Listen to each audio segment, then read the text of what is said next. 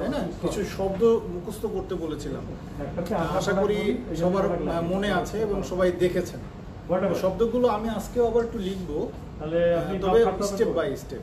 তো আমাদের উপরে কি লেখা ছিল মনে আছে কি? উপরে লেখা ছিল রাশ, তাই না? রাশ সিস্টেম বা renin aldosterone, renin angiotensin aldosterone system বলা হয় এটাকে, বা রাশ সিস্টেম। আজকে আমরা আসলে এই রাশ সিস্টেম নিয়ে বেসিক্যালি আমাদের এখানে যে ইস্যু নিয়ে আজকে আমরা মানে যে সাবজেক্ট নিয়ে আমরা আসলে কথা বলতে যাচ্ছি, এই সাবজেক্টটা মূলত আসলে ব্লাড প্রেশারের সাথে সম্পর্কিত, বাট কার্ডিওভাস্কুলার সিস্টেমেরই একটা অংশ, বাট এটা অ্যাডভান্স পার্ট। তো এখন আমাদের মূল যে ইয়াটা আমরা আসলে একটা গল্পের ছলে ব্যাপারটা বোঝার চেষ্টা করব। এই যে ব্লাড প্রেশার কিভাবে রেগুলেট হয়, ব্লাড প্রেশার বাড়া কমা, এই সব কিছুর পেছনে এই সিস্টেমটা কিন্তু একটা বড় ভূমিকা রাখে। তো আমরা আসলে এটা গল্পের ছলে দেখার চেষ্টা করব। আমরা সবাই বাংলা সিনেমা তো দেখি, তাই না? বাংলা ছবি বা যেটাকে বলি যে ফিল্ম। তো সেখানে পুরোনো যে বাংলা ফিল্মগুলোতে কি থাকে, ছবির মধ্যে একজন নায়ক থাকে, একজন নায়িকা থাকে। প্রথম দিকে এদের কোনো দেখা সাক্ষাৎ থাকে না, একটা ঘটনার প্রেক্ষাপটের মধ্য দিয়ে এদের পরস্পরের সাথে দেখা হয়, দেখা হওয়ার পরে প্রেম হয়, প্রেম হওয়ার পরে বিয়ে হয়। এইভাবে একটা প্রত্যেকটা ফিল্মের মধ্যেই দেখা যাবে যে ঘটনা প্রবাহ একই রকম, তাই না? সো এই ঘটনা প্রবাহ দিয়েই আমরা আসলে পুরো ব্যাপারটাকে বোঝার চেষ্টা করব। তো আমাদের এখানে যে নায়িকার চরিত্রে আছে, এর নাম আমাদের নায়িকা, আমাদের গল্পের আজকের যে গল্প, আজকের গল্পের নাম হচ্ছে রাশ। এই রাশের গল্পের যে স্ক্রিপ্ট পাণ্ডুলিপি, এখানে নায়িকার চরিত্রে যে আছে সে কি? সে হচ্ছে রেনি। রেনি, ওকে? এর বাড়ি কোথায়, এ থাকে কোথায়, তাই না? সো নায়ক একটা এলাকায় থাকে, নায়িকা আর এক এলাকায় থাকে। দেখা যায় যে নায়ক ও নায়িকার দেখা হচ্ছে কি কলেজে অথবা রাস্তায় বা পার্কে, কোনো একটা জায়গায়, কোনো একটা ঘটনা প্রবাহের মধ্যে দিয়ে। তো আমাদের রেনিনের অবস্থান বা বাড়ি সেটা হলো কিডনি। এই কিডনির উপরে একটা থাকে, গ্ল্যান্ড থাকে, এটাকে এন্ডোক্রাইন গ্ল্যান্ড বলে। এই গ্ল্যান্ডটাকে বলা হয় অ্যাড্রিনাল কর্টেক্স। তো আমাদের আপাতত আসলে এই অ্যাড্রিনাল কর্টেক্স নিয়ে আলোচনার কোনো ইয়া নাই, আমরা জাস্ট এটা জেনে রাখলাম।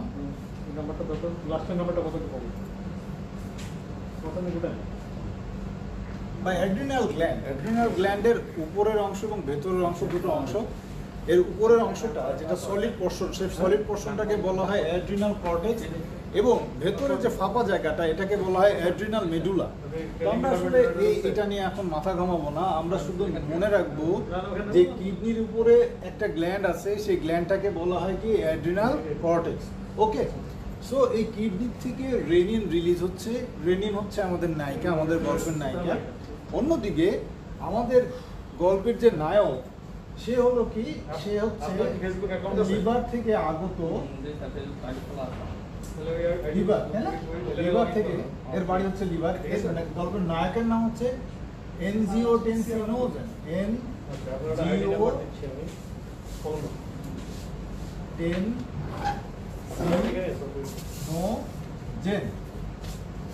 সো আমাদের যে গল্পের নায়ক এবং নায়িকা দুজনকে পেয়ে গেল। নায়কের বাড়ি কোথায়? নায়কের বাড়ি হচ্ছে আমাদের লিভারে, এবং নায়িকার বাড়ি হচ্ছে কিডনিতে, ওকে?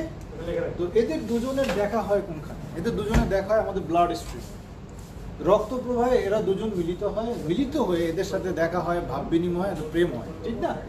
সো এ আর এই দুজনের যখন ভাব বিনিময় হলো, তখন এরা এক হয়ে গেল, এক সত্তা হয়ে গেল, সোলমেট বলি না, এরা সোলমেট হয়ে গেল।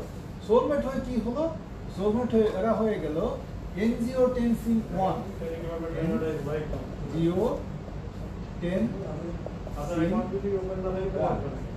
ওকে? তো ঘটনাটা আবার একটু দেখি। আমাদের কিডনি থেকে নায়িকা আসছে কে? রেনিন। মনে রাখার জন্য, বাট আমরা যখন কথাগুলো বলবো তখন কিন্তু আমরা নায়ক নায়িকা এইসব ব্যাপার বলবো, আমাদের এটা হচ্ছে হিরোইন। সো আর লিভার থেকে আসছে কি? নায়ক এনজিওটেনসিনোজেন। তো নায়ক এবং নায়িকার দেখা হয়েছে কোথায়? ব্লাড স্ট্রিমে দেখা হয়েছে, ঠিক আছে? এবং এরা কি একসাথে একটা ভাব বিনিময়ের মাধ্যমে বা এরা যুক্ত হয়ে কি তৈরি করছে? এনজিওটেনসিন 1। এখন ওরা চলে গেল কোথায়? রক্তপ্রবাহের মাধ্যমে লাঙে যেতে পারে, বিভিন্ন জায়গায় যেতে পারে, তাই না? লাঙে যখন গেল, লাঙে ঘটক ছিল। ঘটক যেরকম পাখি ভাই, হ্যাঁ, পাখি ভাই যেরকম একটা ঘটকের নাম শুনছি না আমরা অনেক। তো ওই ঘটক করলো কি, এদের দুইজন তো একটা সম্পর্ক হয়েছে, এদের মধ্যে প্রেম চলছে, ভালোবাসার একটা সম্পর্ক চলছে, ভাব বিনিময় চলছে। আমাদের ঘটক পাখি ভাই যে কিনা থাকে লাঙে, ওটাকে কাজী অফিস বলা যেতে পারে, আর লাংটা হচ্ছে আমার এখানে কাজী অফিস। সে কাজী করলো কি, এদের বিয়ে পড়িয়ে দিল। তো বিয়ে পড়িয়ে দেওয়ার পরে তো সম্পর্ক আরো মজবুত হয়ে গেল, আরো অন্যরকম একটা সম্পর্ক হয়ে গেল। তখন আর কিন্তু প্রেমিক প্রেমিকার সম্পর্ক না, তখন কিন্তু হয়ে গেল কি স্বামী স্ত্রীর সম্পর্ক। তো তখন এদের নামটাও পরিবর্তন হয়ে গেল। তখন হয়ে গেল কি, এরা এনজিওটেনসিন 2, মানে এনজিওটেনসিন 1 থেকে হয়ে গেল কি এবার এনজিওটেনসিন 2। কার মাধ্যমে? এখানে একজন ঘটক ছিল, সেই ঘটক থেকে আসছে, সেই ঘটক আসছে হচ্ছে কি লাং থেকে। এই ঘটকের নাম কি? এই ঘটকের নাম হচ্ছে ACE, angiotensin converting enzyme. Angiotensin converting enzyme, ACE। So আমরা এখন এটা কোত্থেকে আসছে এটা মনে রাখার জন্য, ঘটকের অফিস কোথায়, কাজী অফিসটা কোথায়? কাজী অফিসটা হচ্ছে আমাদের লাঙে, ঠিক আছে? লাং থেকে আসছে। এ থাকে কোথায়? লাঙে। হারপটুক কোন হচ্ছে নাকি নীল কলম নীল। সো এখানে একটা লাঙের চিত্র দিয়ে দিই, তাহলে বুঝতে সুবিধা হবে। হ্যাঁ, এই লাং থেকে আসছে ACE। ওকে, ACE কি করেছে? ACE এনজিওটেনসিন 1 কে কনভার্ট করে এনজিওটেনসিন 2 বানায় দিয়েছে। প্রেমিক প্রেমিকা থেকে কনভার্ট করে তাদেরকে কি করে দম্পতি বানায় দিয়েছে, বিবাহিত দম্পতি। হ্যাঁ, সো আমরা পুরো ব্যাপারটা এই পর্যন্ত আর একবার দেখি। This is the final product, এটাই আমার ফাইনাল প্রোডাক্ট। হ্যাঁ, এটাই ফাইনাল প্রোডাক্ট। এটা কি ঘটছে? কিডনি থেকে কে আসছে? রেনিন আসছে। ওকে, নায়ক একজন পেয়ে গেলাম। নায়কের নাম কি? এনজিওটেনসিনোজেন। সে আসছে কোত্থেকে? লিভার থেকে। তার মানে কিডনি থেকে আসলো কি? কিডনি থেকে কে আসলো? কিডনি থেকে আসলো রেনিন। আর লিভার থেকে কে আসলো? লিভার থেকে আসলো এনজিওটেনসিনোজেন, ঠিক আছে? সো রেনিনের সাথে এনজিওটেনসিনোজেন যুক্ত হয়ে কি হয়ে গেল? এনজিওটেনসিন 1। এনজিওটেনসিন 1 তখন কি হয়েছে? লাংয়ের ACE, এনজিওটেনসিন কনভার্টিং এনজাইম, এই এনজাইমের মাধ্যমে কনভার্ট হয়ে কি হয়ে গেছে? কনভার্ট হয়ে গেছে এনজিওটেনসিন 2। কনভার্ট হয়ে কি হয়েছে? এনজিওটেনসিন 2 হয়েছে। এরপরে এই এনজিওটেনসিন 2 কি হয়েছে? এই কিডনি, এখন মনে করেন এনজিওটেনসিন 1 হলো, তাই না? এনজিওটেনসিন এর বাসা কোথায় ছিল? লিভারে। সো এখন আমাদের তৎকালীন আবার বাংলা সিনেমায় ফিরে যাই, সেখানে কি হলো? নায়কের বাবা মেয়েকে মেনে নিল না। সো নায়ক এখন করলো কি?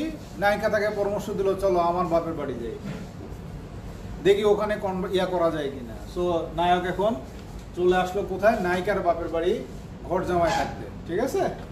তার মানে এই এনজিওটেনসিন 2 যেটা ফাইনাল প্রোডাক্ট, সে চলে আসবে কোথায়? এইখানে, কিডনির কাছে। কিডনির কোনখানে থাকবে সে? এই যে অ্যাড্রিনাল কর্টেক্সে এখানে 2 ধরনের রিসেপ্টর থাকে। কয় ধরনের রিসেপ্টর থাকে? 2 ধরনের রিসেপ্টর। এই একটা রিসেপ্টরকে বলা হয় কি? AT1, আর একটা রিসেপ্টরকে বলা হয় AT2। AT1 এবং AT2। এখন এই এনজিওটেনসিন যখন AT1 রিসেপ্টরে থাকে, বসে কে? এনজিওটেনসিন 2 এসে বসতেছে। এরা তখন মিলে গেছে, তাই না? এরা এখন দম্পতি, তারা এখন এই কিডনির কাছে আসছে। হ্যাঁ, ওখানে এসে কোথায় কি করতেছে? এর 2টা জায়গায় বসতে পারে। সে 2টা জায়গায় বসতে পারে। কোথায় কোথায় বসতে পারে? এক হচ্ছে সে বসতে পারে AT1 এর উপরে, আর এক হচ্ছে সে বসতে পারে 82 এর উপরে, তার মানে এ 81 এর উপরে বসতে পারে, আবার 82 এর উপরে বসতে পারে। 81 এর উপর বসলে তখন কি হয়, তখন এক ধরনের ইফেক্ট পাওয়া যায়, আবার 82 এর উপর বসলে তখন আরেক ধরনের ইফেক্ট পাওয়া যায়। 81 এর উপর বসলে যেটা হয় সেটা হলো, প্রথমে যে ঘটনা ঘটে, এ করে কি এনজিওটেনসিন 2 এই যে মানে আমাদের যে ব্লাড ভেসেল আছে, হ্যাঁ, ব্লাড ভেসেলকে প্রভাবিত করে। কার মাধ্যমে? 81 এর উপর বসলে এখান থেকে এক ধরনের কেমিক্যাল হরমোনাল রিলিজ হয়, এটাকে বলা হয় অ্যালডোস্টেরন। অ্যালডোস্টেরন, এই অ্যালডোস্টেরন করে কি, অ্যালডোস্টেরন ভেসেল ওয়ালের কন্ট্রাক্টাইল প্রোফাইলটাকে বাড়ায় দেয়, ভেসো কনস্ট্রিকটিভ যে প্রোফাইল এটাকে বাড়ায় দেয়। এই অ্যালডোস্টেরন এক ধরনের ভেসো কনস্ট্রিকটিভ পেপটাইড মানে হলো প্রোটিন তৈরি করে। ও তখন ভেসেল অলকে করে কি, চিপে ধরে। চিপে ধরলে কি হবে, পেরিফেরাল রেজিস্ট্যান্স বেড়ে যাবে। আমরা ব্লাড প্রেশারের যে সূত্রটা ছিল, ওই সূত্রটাতে আমাদের মনে আছে কি না, কি ছিল, যে BP is equal to cardiac output into peripheral resistance, PR. তার মানে এই পিআরটা যদি বেড়ে যাবে তাহলে ব্লাড প্রেশারও কি হয়ে যাবে, বেড়ে যাবে। এক নম্বর ঘটনা। তার মানে এটা কি করে, ভ্যাসো কনস্ট্রিকটিভ ইফেক্ট দেয় বা ভ্যাসো কনস্ট্রিকশন করে।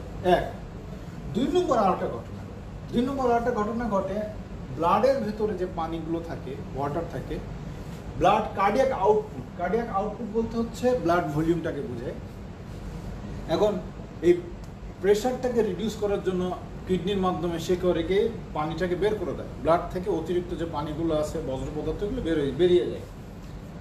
কিন্তু এই বেরিয়ে যাওয়ার সময় আবার এখানে কিছু ওয়াটার রিঅ্যাবজর্পশন হয় বা কিছু আয়ন রিঅ্যাবজর্পশন হয়, যেমন সোডিয়াম রিঅ্যাবজর্পশন হতে পারে, আদার্স কিছু রিঅ্যাবজর্পশন হয়, সল্ট রিঅ্যাবজর্পশন হয়।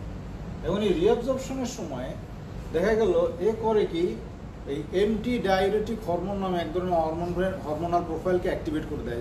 যেহেতু এই হরমোন যখন আমরা পড়বো তখন এগুলো ভালো মতো বুঝবো, এই কারণে আমি এখন ওই এন্টি ডায়ুরেটিক হরমোন ব্যাপারটাকে এখন টানছি না। শুধু আমরা এতটুকু মাথায় রাখবো, এই অ্যালডোস্টেরন রিলিজ হবে 81 এর উপর যখন বলবে। প্রথম কথা হলো অ্যালডোস্টেরন রিলিজ হবে, এই অ্যালডোস্টেরন রিলিজ হওয়ার কারণে ভেসো কনস্ট্রিকশন দেখা দেবে। আরেকটা ঘটনা হলো সোডিয়াম ওয়াটার রিটেনশন হবে, অর্থাৎ এখান থেকে যখন সোডিয়ামটাকে টেনে নেওয়া হয়, মানে কিডনি বা সোডিয়াম আয়নটাকে ব্যাক করে, ব্লাডে ব্যাক করে, তখন কি হয়, এই সোডিয়াম আয়নটা টানার সাথে সাথে সে কিছু কোনো পানি সে টেনে নিয়ে যায়, ঠিক আছে। সো একটা ঘটনা। দ্বিতীয় নম্বর যে ঘটনাটা ঘটে, যে এর করে কি, এই সোডিয়াম আয়নটা চার্জের যে ব্যালেন্সটা, সোডিয়াম ঢুকে গেছে, একটা পজিটিভ চার্জ ঢুকে গেছে, কিন্তু বডি চাচ্ছে না পজিটিভ চার্জ বেড়ে যায়, সে তখন করে কি, পটাশিয়াম আয়ন রিলিজ করে দেয়। এই পটাশিয়াম যখনই রিলিজ হয়ে যায় তখন কি হয়, হার্টের যে ডায়ালেশন যে প্রোফাইলটা, হার্ট যে ডায়ালেটেড করার যে ব্যাপারটা ছিল, ডায়াস্টোলের চাইতে সিস্টোলটা অনেক বেড়ে যায় বা কন্ট্রাক্টাইল প্রোফাইলটা বেড়ে যায়। তার মানে হার্টের মাসেলের কন্ট্রাকশন প্রোফাইলটা বেড়ে যাচ্ছে, কারণ কি, পটাশিয়াম রিলিজ হওয়ার কারণে। কারণ পটাশিয়াম করে কি, হার্টটার কন্ট্রাক্টাইল প্রোফাইলটাকে কমিয়ে দেয়। যেহেতু পটাশিয়ামটা বেরিয়ে গেছে, সো এই কন্ট্রাক্টাইল প্রোফাইলটা কিন্তু ওইভাবে আর থাকবে না, তাই না। তো এখন আমরা কি দেখলাম, যে আরেকটা ঘটনা দেখলাম, যে সোডিয়াম ওয়াটার রিটেনশন মানে কি, আবার টেনে নিয়ে যাওয়া, সোডিয়াম ওয়াটার রিটেনশন।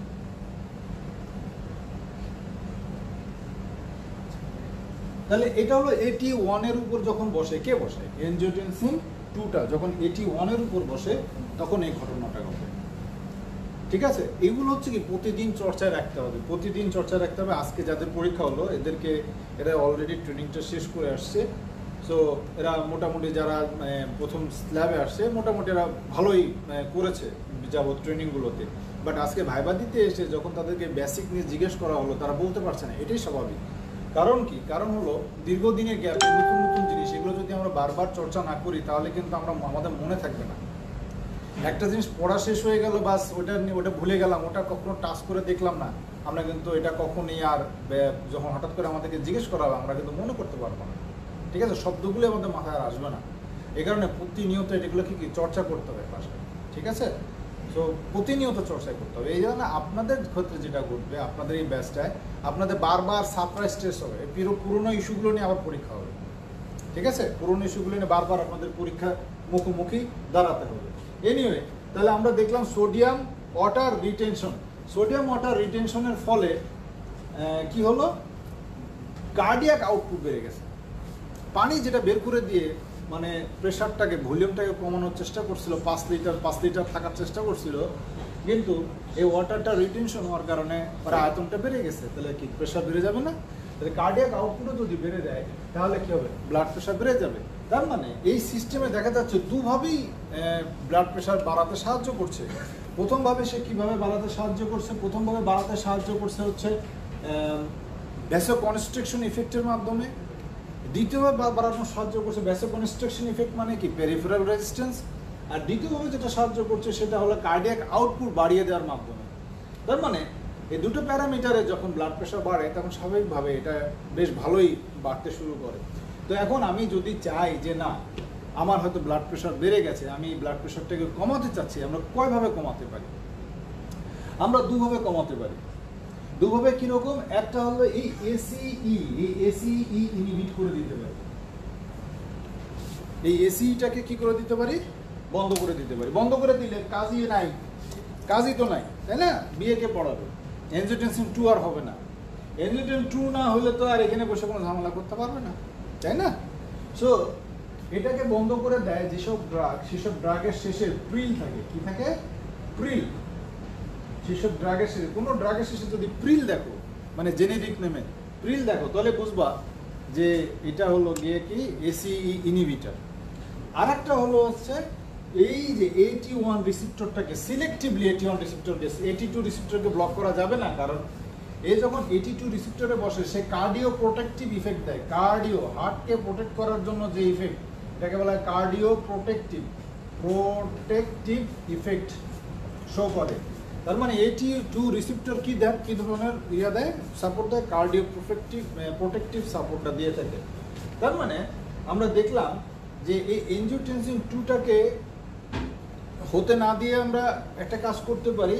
আবার আমরা শুধুমাত্র 81 যে রিসেপ্টরটা আছে সিলেক্টিভলি শুধুমাত্র এটাকে ব্লক করব, 81 রিসেপ্টরকে ব্লক। এই ধরনের ড্রাগগুলোকে বলা হয় এআরবি, এনজিওটেনসিন রিসেপ্টর ব্লকার। কি বলে এদেরকে? এআরবি বা এনজিওটেনসিন রিসেপ্টর ব্লকার। ক্লিয়ার? তাহলে আমাদের মূলত আমাদের পুরো ব্যাপারটা হয়তো বা একবার ভালো মতো করে আর একবার একটু রিভিউ করে নিই, তাহলে আমাদের ক্লিয়ার হয়ে যাবে আরো ভালো মতো করে। সো প্রথমত কিডনি থেকে কি আসছে? রেনিন আসছে। ওকে, লিভার থেকে কি আসছে? এনজিওটেনসিনোজেন আসছে। এই কিডনি থেকে রেনিন, লিভার থেকে এনজিওটেনসিনোজেন যুক্ত হয়ে কি হয়েছে? এনজিওটেনসিন 1। এই এনজিওটেনসিন 1 কে এসিই কোথেকে আসছে? লাং থেকে আসছে। এসিই এটাকে কনভার্ট করছে, কি হয়ে গেছে? এনজিওটেনসিন 2 হয়ে গেছে। সো এনজিওটেনসিন 2 হয়ে যাওয়ার কারণে এনজিওটেনসিন 2 পরবর্তীতে কি করছে? কিডনির উপরে দুটো রিসেপ্টর আছে অ্যাড্রিনাল কর্টেক্সে, সেখানে কি কি আছে? 81 আছে, 82 আছে। এই 81 এবং 82 রিসেপ্টরে, এই রিসেপ্টর আরো অনেক জায়গায় আছে, বাট আমি এত জটিল করতে চাচ্ছি না এই মুহূর্তে, সহজভাবে বোঝানোর জন্য শুধুমাত্র আমরা অ্যাড্রিনাল কর্টেক্সের উপরে যে রিসেপ্টরগুলো আছে এগুলোকেই আপাতত নিচ্ছি। সে 81 82 রিসেপ্টর, 81 রিসেপ্টরে বসলে এক ধরনের ইফেক্ট পাওয়া যায়, আর 82 রিসেপ্টরে বসলে আর এক ধরনের ইফেক্ট পাওয়া যায়। 81 রিসেপ্টরে বসলে যেটা হয় সেটা হলো ব্লাড প্রেশার বাড়ার ক্ষেত্রে যা যা ভূমিকা রাখা দরকার, যেসব প্যারামিটার দরকার সবগুলো প্যারামিটারকে সে কি করে? ইনিশিয়েট করে। আর 82 রিসেপ্টরে বসলে কি হয়? কার্ডিও প্রোটেক্টিভ ইফেক্টটা দেয়। তো এটাকে টোটাল এই যে আমরা যে এতক্ষণ যে বিষয়গুলো নিয়ে আলোচনা করলাম এটাকেই বলা হয় RAAS system. Renin, angiotensin, aldosterone system, RAAS system.